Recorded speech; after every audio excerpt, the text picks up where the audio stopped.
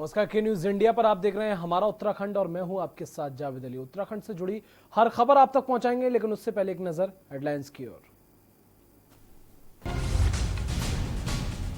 चीनी को सबक सिखाने के लिए भारतीय सेना को मिली पूरी छूट। रक्षा मंत्री संग तीनों सेना प्रमुख सीडीएस विपिन रावत बैठक में मौजूद। गलवान घाटी में हिंसक झड़प के बाद उत्तराखंड बॉर्डर पर अलर्ट। उत्तरकाशी जिले में अलर्ट पर सुरक्षा बल चीन का जवाब देने के लिए जवान तैयार। सूर्यग्रहण पर दिल्ली मुंबई समेत देश के कई इलाकों में दिखा अद्भुत नजारा। कई शहरों में दिन में छाया अंधेरा, कैमरे में कैद हुई अनोखी खगोलीय घटना। अंतर्राष्ट्रीय योग दिवस, सीएम त्रिवेंद्र सिंह रावत ने किया योग से निरोग रहने को कहा, लोगों को दिया फिटनेस का मंत्र। अंतर्राष्ट्रीय योग दिवस पर जगह जगह योगा कार्यक्रम, मास्क और सोशल डिस्टेंसिंग का भी रखा गया ख्याल। आम जनता पर महंगाई की मार, लगातार 15वें दिन बढ़े पेट्रोल डीजल के दाम। डीजल पेट्रोल की कीमतें हुई लगभग एक समान। आप देख रहे हैं के न्यूज, खबरों का सारथी। और उत्तराखंड की खबरों की शुरुआत करेंगे। केदारनाथ धाम के कपाट खोल गए हैं। बताते चलें कि सूर्य ग्रहण के चलते 16 घंटे पहले बद्रीनाथ धाम के कपाट बंद कर दिए गए थे, जिन्हें अब खोल दिया गया है। सूतक समाप्त होने के बाद कपाट को दोपहर 2:15 पर खोल दिया गया। विधि विधान के साथ बाबा केदारनाथ की पूजा अर्चना की गई। आरती भोग के साथ हवन यज्ञ भी किया गया और फिर से कपाट बंद कर दिए गए। केदार सभा के अध्यक्ष विनोद शुक्ला ने कहा कि सूर्य ग्रहण के चलते शनिवार रात 10 बजे केदारनाथ बाबा के कपाट बंद किए गए थे। और क्या कहा, सुनिए। सूर्य ग्रहण की वजह से कल शाम को 10 बजे से और लगभग 16 घंटा मंदिर बंद रहा। ठीक 2 बजे दिन में भगवान के कपाट खुले। हम लोगों ने सर्वप्रथम गणेश जी की पूजा की, उसके बाद भगवान का जलाभिषेक किया, उसके बाद यज्ञ होम हुआ और अभी अब भगवान का भोग लगने जा रहा है, जो कि भगवान का भोग लग रहा है। और बाबा से यही प्रार्थना है, इस महामारी से सारे देश में सुख शांति रहे। जय श्री केदारनाथ। और उत्तराखंड में भगवान बद्रीनाथ मंदिर से कुछ दूरी पर बसुधारा ग्लेशियर है। यहां पर इंडिया चीन बॉर्डर है। यहां पर भी आईटीबीपी के जवानों की तैनाती की गई है। यहां ऊंचाई जमीन से 14,000 फीट पर है। यहां पर ग्लेशियर पर जवानों ने योग किया।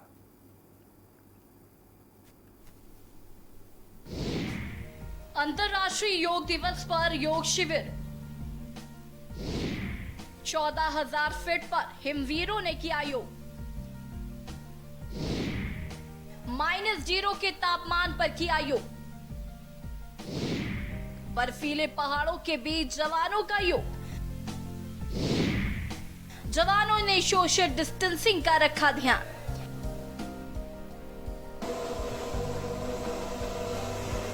ये तस्वीरें हैं हिमखंड की। देखिए, चारों ओर बर्फीले हिमखंड हैं। इन्हीं हिमखंडों के ऊपर देश के वीर जवानों ने, जिन्हें हिमवीर भी कह सकते हैं, उन्होंने योग किया है। तस्वीरों में आप देख सकते हैं, चारों ओर हिमखंड पसरे हुए हैं। चारों ओर बर्फीले ढलानों के बीच हिमखंडों के ऊपर हिमवीरों का योगाभ्यास दांतों तले उंगली दबाने को मजबूर कर देता है, क्योंकि यहाँ का तापमान इन दिनों भी माइनस में है। बता दें कि उत्तराखंड में भगवान बद्रीनाथ मंदिर से कुछ दूरी पर वसुधारा ग्लेशियर है। यहाँ पर इंडिया चीन बॉर्डर है और यहाँ पर भी आईटीबीपी के जवानों की तैनाती की गई है। ये ऊंचाई जमीन से 14,000 फीट पर है। यहाँ पर ग्लेशियर पर जवानों ने योग किया। देश के अंतिम गांव माणा से 5 किलोमीटर की दूरी पर स्थित वसुधारा हिमखंड में भारतीय पर्वतारोहण एवं स्की प्रशिक्षण स्थान औली के हिमवीरों के द्वारा योगाभ्यास किया गया।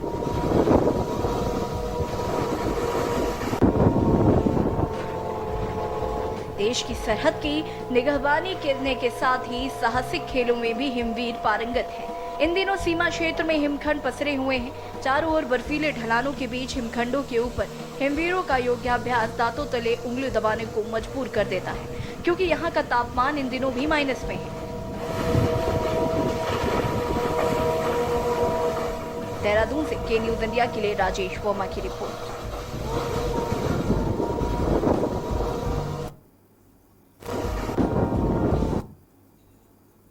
और 21 जून को अंतर्राष्ट्रीय योग दिवस होता है। इस बार कोरोना वायरस के कारण सोशल डिस्टेंसिंग का ध्यान रखते हुए किसी भी प्रकार का आयोजन नहीं किया गया। संयुक्त राष्ट्र संघ ने अंतर्राष्ट्रीय योग दिवस 2020 की थीम इसी बात को ध्यान में रखकर रखी है कि yoga for health, yoga from home. वहीं उत्तराखंड के मुख्यमंत्री त्रिवेंद्र सिंह रावत ने भी योगाभ्यास किया और सभी से घरों में रहकर ही योग करने की अपील की। मुख्यमंत्री ने कहा कि प्रधानमंत्री जी के सफल प्रयासों से सारा विश्व 21 जून को योग दिवस के रूप में मना रहा है। इस बार के योग दिवस का आयोजन विशेष परिस्थिति में हम लोग कर रहे हैं। कोविड-19 महामारी से बचने के लिए हमारी इम्यूनिटी मजबूत होना बहुत जरूरी है और योग के द्वारा हम अपनी इम्यूनिटी यानी रोग प्रतिरोधक क्षमता को बढ़ा सकते हैं। प्रधानमंत्री ने मुख्यमंत्री के द्वारा कहा गया कि योगाभ्यास को अपनी दैनिक जीवनचर्या में लाने का आह्वान करते हुए कहा कि हम सभी रोजाना 1 घंटा अवश्य योगाभ्यास करें, स्वयं भी निरोग रहें, स्वयं की प्रतिरोधक क्षमता बढ़ाएं और औरों को भी इसके लिए प्रोत्साहित करें।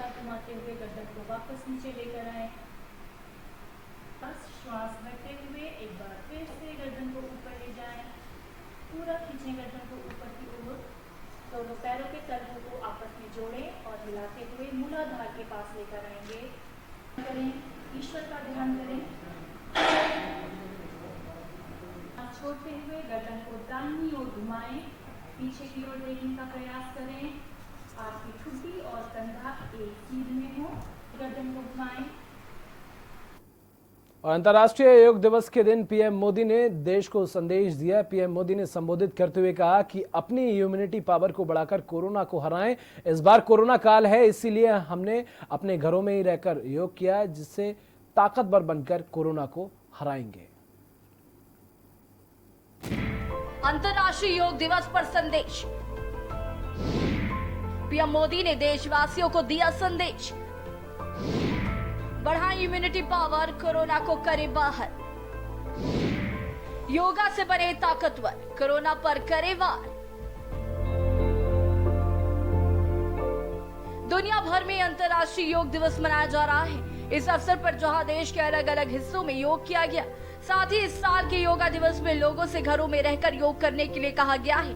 दरअसल पीएम मोदी ने योग दिवस के अवसर पर संबोधित करते हुए कहा कि योगा ही एक ऐसी कला है जिससे कोरोना काल में इम्यूनिटी पावर मजबूत की जा सकती है। इतना ही नहीं, पीएम मोदी ने कहा कि योग से कोरोना को हराने में मदद मिलती है। साथियों, कोरोना पैंडेमिक के कारण आज दुनिया योग की जरूरत को पहले से भी अधिक गंभीरता से महसूस कर रही है। अगर हमारी इम्यूनिटी स्ट्रांग हो तो हमें इस बीमारी को हराने में बहुत मदद मिलती है। इतना ही नहीं, पीएम मोदी ने कहा कि जो दूरियों को खत्म करे वही योग है। योगा दिवस के चलते लोगों में योगा करने की इच्छा जगी और पूरी दुनिया में भारत के योग का लोहा माना है। इतना ही नहीं, पीएम मोदी ने कहा कि बिना योग के कर्म योग ही योगा है। कर्मयोग का एक विस्तार और है। हमारे यहां कहा गया है, युक्त आहार विहारस्य युक्त चेष्टस्य कर्मसु युक्त स्वप्नावबोधस्य योगो भवति दुखा। अर्थात सही खान पान, सही ढंग से खेलकूद, सोने जागने की सही आदतें और अपने काम, अपनी ड्यूटीज को सही ढंग से करना ही योग है। बहरहाल योगा दिवस के अवसर पर बधाई के साथ साथ लोगों से जागरूक और योगा के प्रति खुद को समर्पित भी करने की अपील की है। और क्योंकि योगा ही देश के सभी मानवों को स्वस्थ रखता, हालांकि भारत में योगा अनादिकाल से चलता आया है और योग ही लोगों को निरोग रख रहा है। फिलहाल लोग इस कोरोना काल में योग करके कोरोना से युद्ध जीतने के लिए आतुर हैं। दस रिपोर्ट के न्यूज इंडिया। और सितारगंज सनातन धर्म मंदिर में सूर्य ग्रहण के दौरान शांति के लिए यज्ञ का आयोजन किया गया। यज्ञ अनुष्ठान में मास्क लगाकर सोशल डिस्टेंसिंग का भी पालन हुआ। तो सोशल डिस्टेंसिंग का इसमें पालन किया गया। साफ तौर पर सूर्य ग्रहण को लेकर ये यज्ञ किया गया, लोगों ने यज्ञ किया। लेकिन इसमें साफ तौर पर मेन संदेश यही दिया गया है कि कोरोना काल में हमें सोशल डिस्टेंसिंग नहीं भूलनी चाहिए और साफ तौर पर सोशल डिस्टेंसिंग रखते हुए यज्ञ का आयोजन किया गया, क्योंकि आज सूर्य ग्रहण है, उसी के चलते ये यज्ञ किया गया।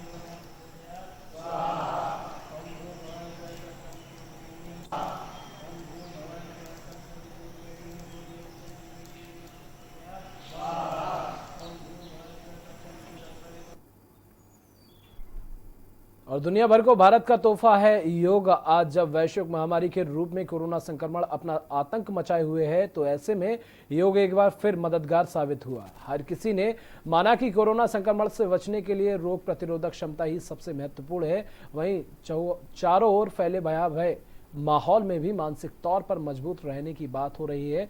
शारीरिक व मानसिक दोनों ही प्रकार की मजबूती हासिल करने में योग और प्राणायाम की भूमिका हर कोई स्वीकार कर रहा है।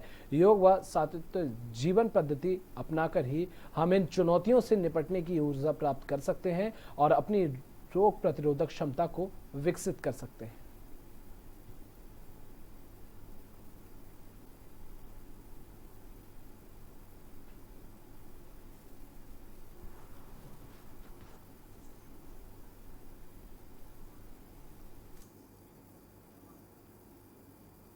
उधर विकासनगर में दर्दनाक सड़क हादसा हो गया। यमुनोत्री मार्ग पर एक गाड़ी को लेकर जा रही क्रेन अचानक गहरी खाई में गिर गई। इस हादसे में 2 लोगों की घटनास्थल पर ही मौत हो गई, जबकि दुर्घटना में एक व्यक्ति घायल हो गया। घायल का इलाज अस्पताल में किया जा रहा है।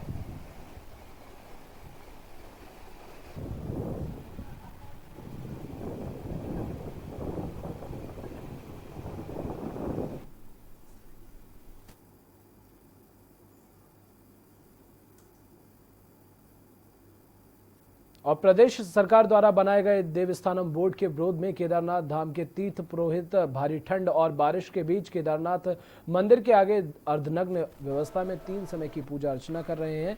तीर्थ पुरोहितों की मांग है कि सरकार को देवस्थानम बोर्ड को निरस्त करके पूर्व की तरह बद्री केदारनाथ मंदिर समिति को अस्तित्व में लाना चाहिए। यदि सरकार ऐसा नहीं करती है तो तीर्थ पुरोहितों का आंदोलन जारी रहेगा। दरअसल उत्तराखंड के 4 धाम सहित अन्य प्रसिद्ध धार्मिक स्थलों को अपने अधिकार में लेने के लिए प्रदेश सरकार ने देवस्थानम बोर्ड का गठन किया है, लेकिन केदारनाथ धाम के तीर्थ पुरोहित शुरुआत से ही इस बोर्ड का विरोध कर रहे हैं। बारिश हो रही है,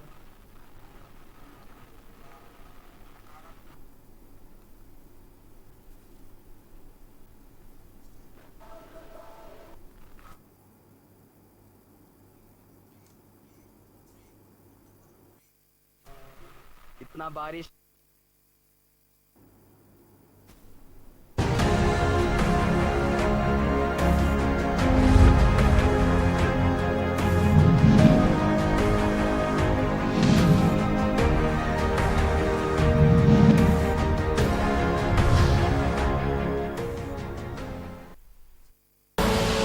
आप देख रहे हैं के न्यूज, खबरों का सारथी। हम आप सब अब नहीं तो कब 9 बज जाए तब। बहुत हुई राजनीति की माया, हम बताएंगे कि आपके हिस्से में क्या आया। फिक्र आपकी, सोमवार से शुक्रवार रात 9 बजे। TV9 भारतवर्ष, अब तो सब देख रहे हैं। Mount Litra Z School, Unnao, #1 in academics, #1 in sports, best teachers, best result, smart classroom, best transport facility, world class infrastructure के साथ Mount Litra Z School, Unnao। आप देख रहे हैं के न्यूज, खबरों का सारथी।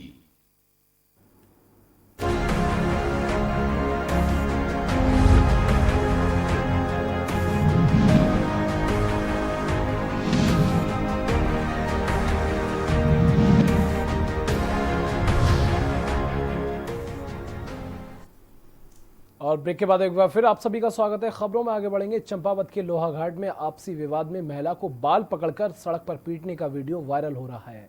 वायरल वीडियो मीना बाजार का बताया जा रहा है, जिसमें किराएदार मकान मालिक के बीच विवाद के बाद मारपीट की घटना सामने आई है। वहीं इस मामले में चंपावत एसपी लोकेश्वर सिंह का कहना है कि मामला शुक्रवार देर शाम का है। दोनों पक्षों के कंप्लेंट के बाद मुकदमा दर्ज कर लिया गया है। कल शाम को मीना बाजार लोहा घाट में दो पक्षों के बीच दुकान को लेकर एक विवाद हुआ, जिसमें दोनों पक्षों का आपसी झगड़ा हुआ। उसमें मौके पर पुलिस गई।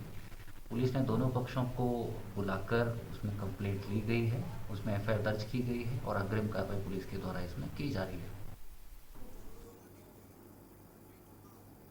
और सूबे में सबसे ज्यादा विवादों में रहने वाले मंत्री की ओर से एक दरियादिली की तस्वीर सामने आई है, जिसकी चौतरफा तारीफ हो रही है, जो कि अब सोशल मीडिया में खूब वायरल हो रही है। पूरा मामला उस वक्त का है जिस वक्त सूबे के शिक्षा मंत्री अपने आवास पर जा रहे थे कि अचानक उन्हें एक दुर्घटना दिखाई दी, जिसमें उन्होंने देखा कि एस्कॉर्ट को रोककर दुर्घटना में घायल दोनों युवकों को अपने एस्कॉर्ट वाहन से हॉस्पिटल तक भर्ती कराया, जिससे उनकी चारों तरफ तारीफ हो रही है।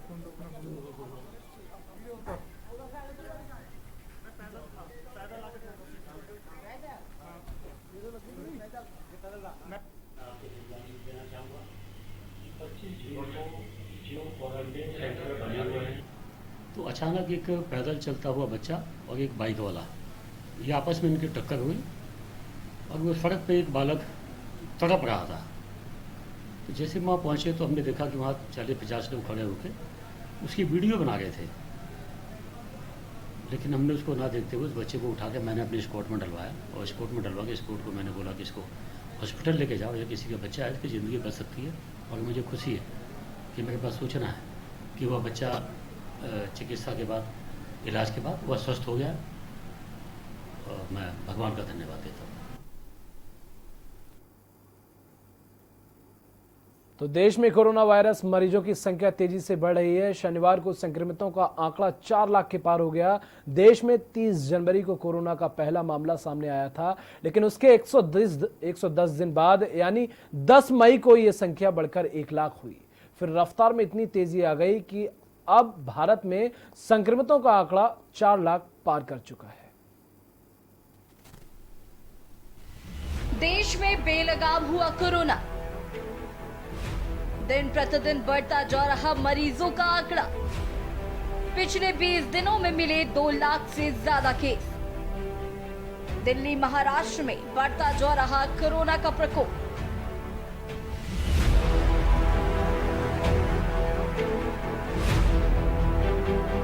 भारत में कोरोना वायरस का प्रकोप बढ़ता जा रहा है। जून में रोज ही कोरोना वायरस के मामले नया रिकॉर्ड बनाते जा रहे हैं। देश में सिर्फ पिछले 20 दिनों में 2 लाख से ज्यादा कोविड-19 के नए मामले सामने आ चुके हैं। इसी बीच 21 जून को भारत में कोरोना वायरस के कुल मामलों की संख्या 4 लाख पार कर चुकी है।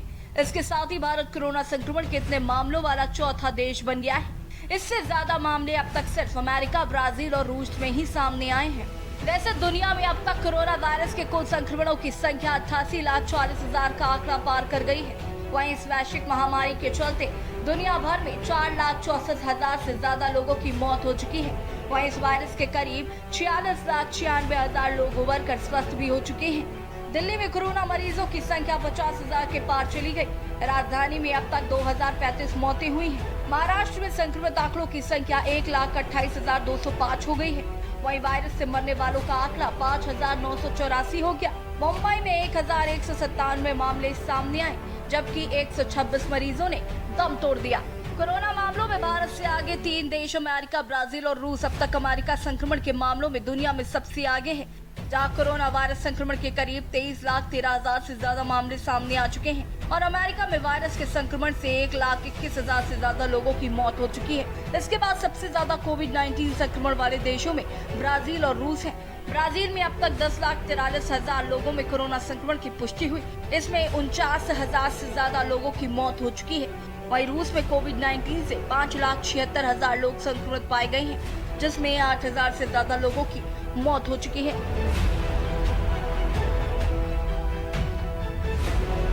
डेस्क रिपोर्ट के न्यूज़ इंडिया।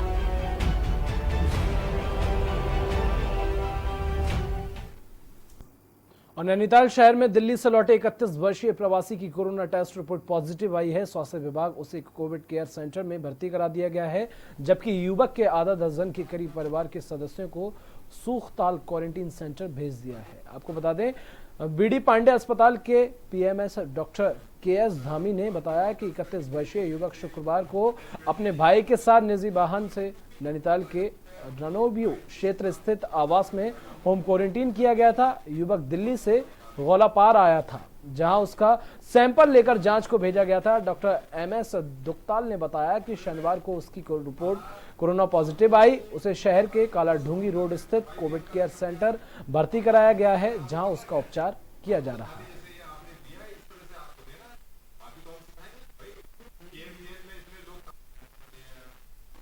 कल आए थे तो ये 2 भाई थे जो मुंबई से आए थे और उनको जो है हल्द्वानी में उनका टेस्ट कराया था और टेस्ट करने के बाद उनका कल जो रिजल्ट आया था वो पॉजिटिव आया था।